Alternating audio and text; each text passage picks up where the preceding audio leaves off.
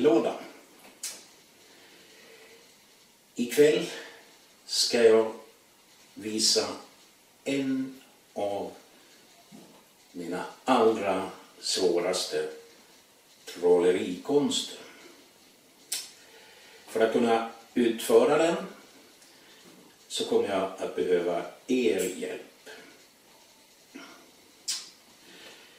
Det här är en helt vanlig kortlek.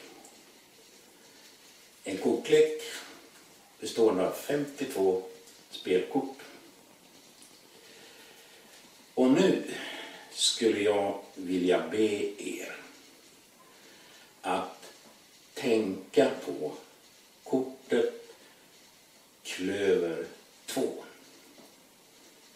Alltså tänka, koncentrera på kortet klöver 2.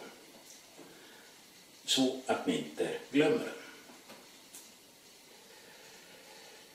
Nu ska jag ta och blanda de här korten så att ni inte tror att jag fuskar. Så där. Sen ska jag koncentrera mig lite. Nej, jag ska koncentrera mig mycket djupt.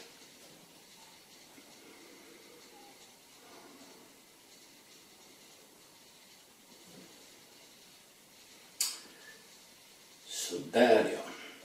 Nu har jag försatt mig i djup koncentration och ska gå igenom den här kortleken.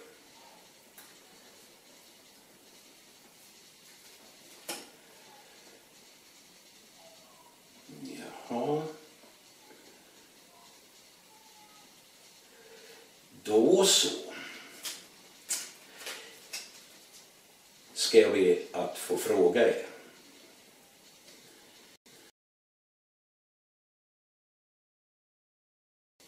Var det den här klöver 2:an som ni tänkte på?